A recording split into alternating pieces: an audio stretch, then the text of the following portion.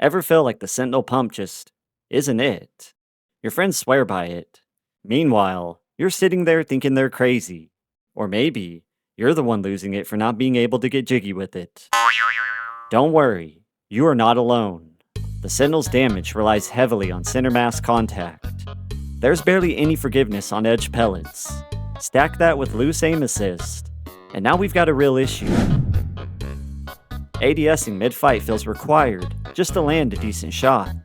Combine that with the clunky rhythm between shots, and suddenly, you're spending more time lining up than executing, which defeats the entire purpose of movement-based combat. Not every gun fits every playstyle, and definitely not every input type. From what I've seen, the Sentinel works best for KBM players, and controller players who prefer a slower pace with tight angles and pre-aimed shots. But if you're a controller sweat trying to pair movement with snappy, instinctive aim, then the Twinfire Auto is your go-to. It snaps right after a move like your shot's chambered before your boots hit the floor. But fair warning, you lose almost 50% of your damage at 10 meters.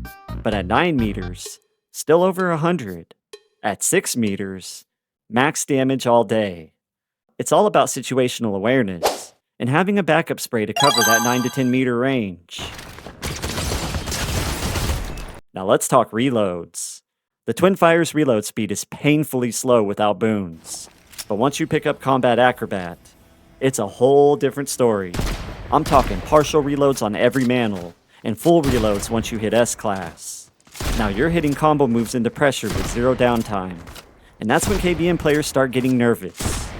They're gonna flame me in the comments, but deep down they know, a controller player who masters Twinfire movement is their worst nightmare. So where does that leave the Sentinel?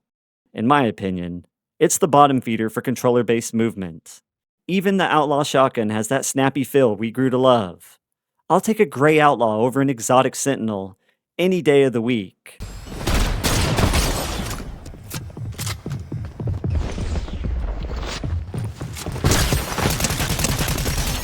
Matter of fact, I'll go even further.